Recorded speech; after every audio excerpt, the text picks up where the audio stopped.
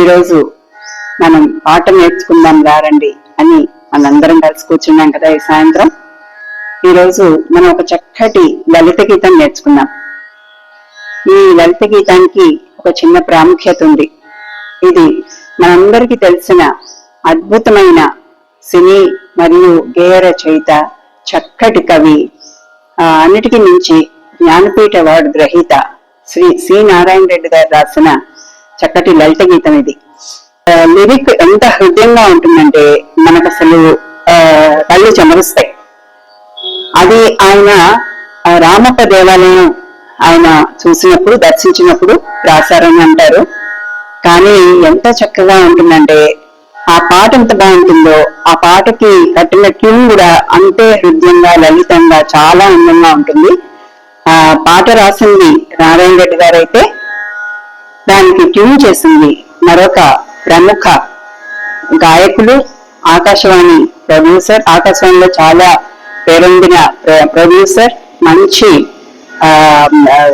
ఆయన కూడా ఒక రచయిత, మంచి వైనికులు అయిన శ్రీ పాల్గొని విశ్వనాథం గారు దానికి ట్యూన్ చేశారు. ఈ పాట ఆపాత మధురం అంటారు కదా, ఎన్నాళ్ళు పోయినా కూడా ఈ పాట కొత్తదనం అలాగే ఉంటుంది.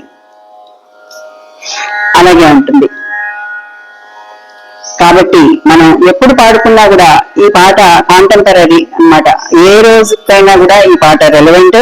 దీనికి టైం అంటూ ఉండదు. ఏ రోజు అప్పుడు పాడినా ఇప్పుడు పాడినా ఎప్పటికీ నిత్య నూతనంగా ఉండే పాట ఇది. ఈ పాట లిరిక్స్ మీ అందరి దగ్గర ఉన్నాయి కదా, నేను కూడా డిస్క్రిప్షన్ లో ఇచ్చాను. ఇది మనందరికీ వీలుగా ఉండేలాగా దీన్ని జీ షార్ప్ అంటే 5.5 లో ఈ శృతిలో పాడదాము.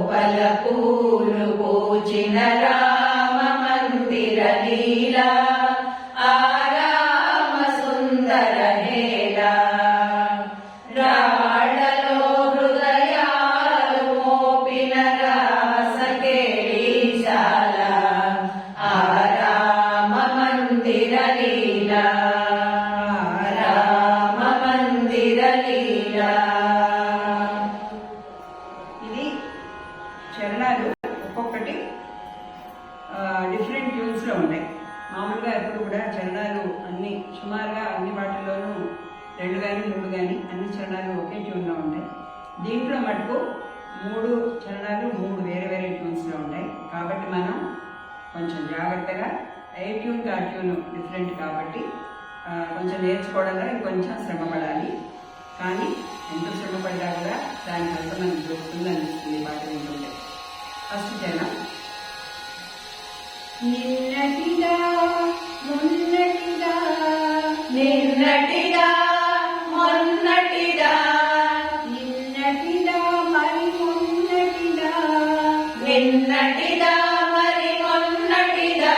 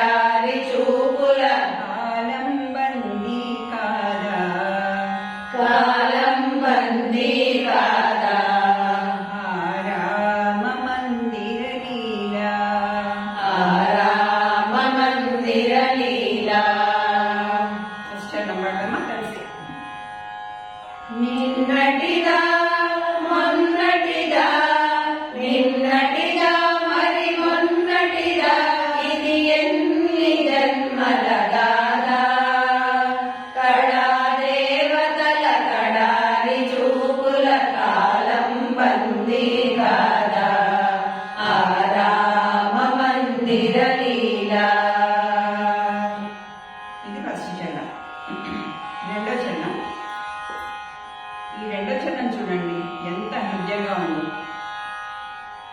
ఈ చరణం చదువుతుంటే మనకి అనేది చూస్తుంటే అసలు ఆ శిలలు నిజంగానే ఒక మైనర్ లాగా, ఒక లక్కలాగా శిల్పి చేతిలో ఎలా ఒడిగిపోయాయా, అతని ఆ శిల్పి ఉలికి ఎలా లొంగిపోయాయా అని మనకి ఒక్కసారి కడముంద కలుగుతుంది.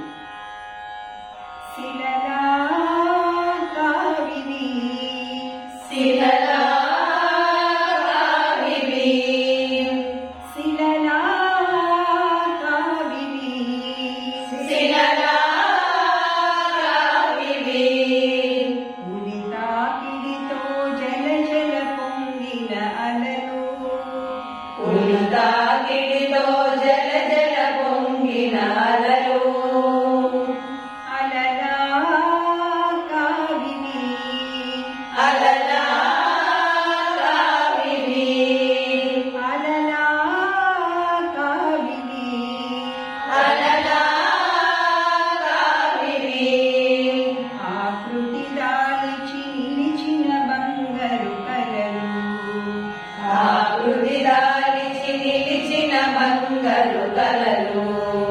ఒకసారి చెప్పండి.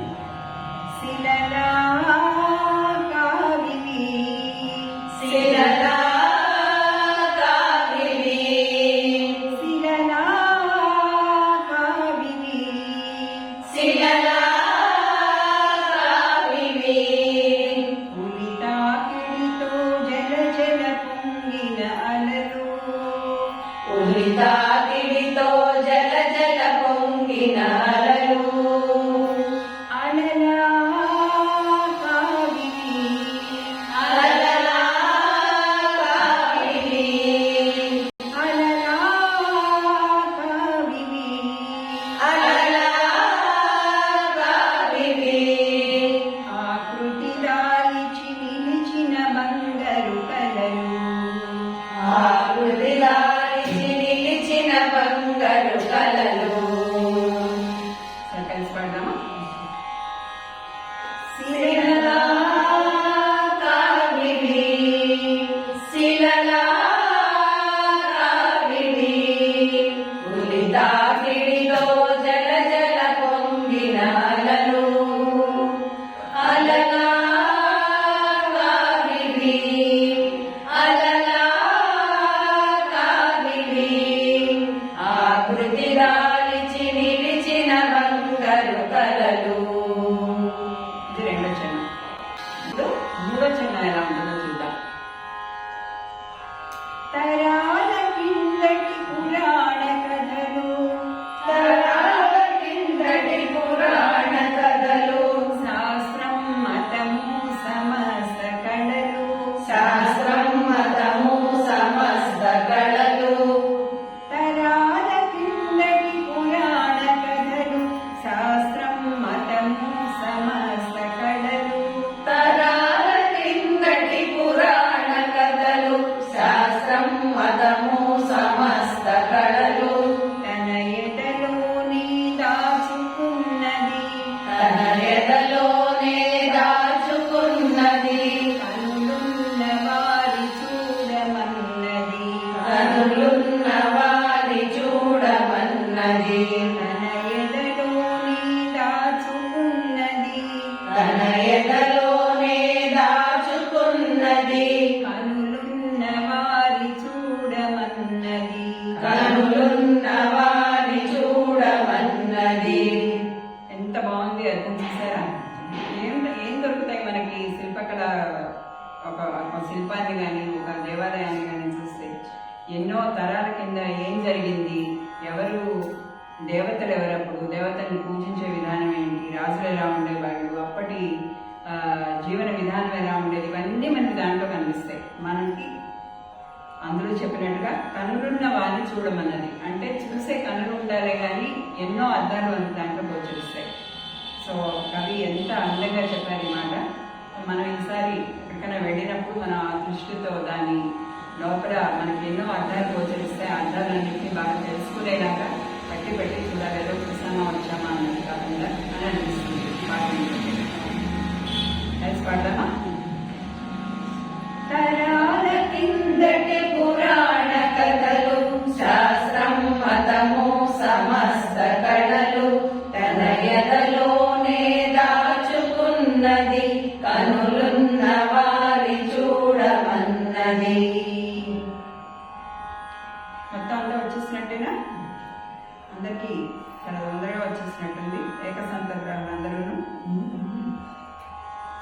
ఒకసారి మొత్తం పాడదామా?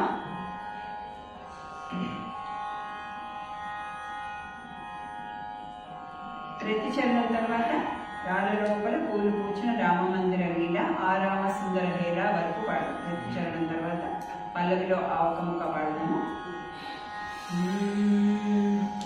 రాళ్ళ లోపల పూలు పూచిన రామ మందిర లీల ఆ రామ సుందర హేళ రాళ్ళలో హృదయాలు మోపిన రాసకేళీశాల ఆ రామ మందిర లీల రామ మందిర లీల నిన్నటిదా మొన్నటిదా నిన్నటిదా మరి మొన్నటిదా ఇది ఎన్ని జన్మల కాదా కళా దేవతల కడారి చూపుల కాలం బందీ కాదా ఆ రామ మందిర లీల రాళ్ళ లోపల పూలు పూచిన రామ మందిర లీల ఆ రామ సుందర హేళ శిలలా కావిడి శిలలా కావిడి గుడి దాటిడిలో జల జల పొంగిన అలలు అలలా కావిడి అలలా కావిడి ఆకృతి దాల్చి నిలిచిన బంగారు కలలు రాళ్ళ లోపల పూలు పూచిన రామ మందిర లీల ఆ రామ సుందర హేళ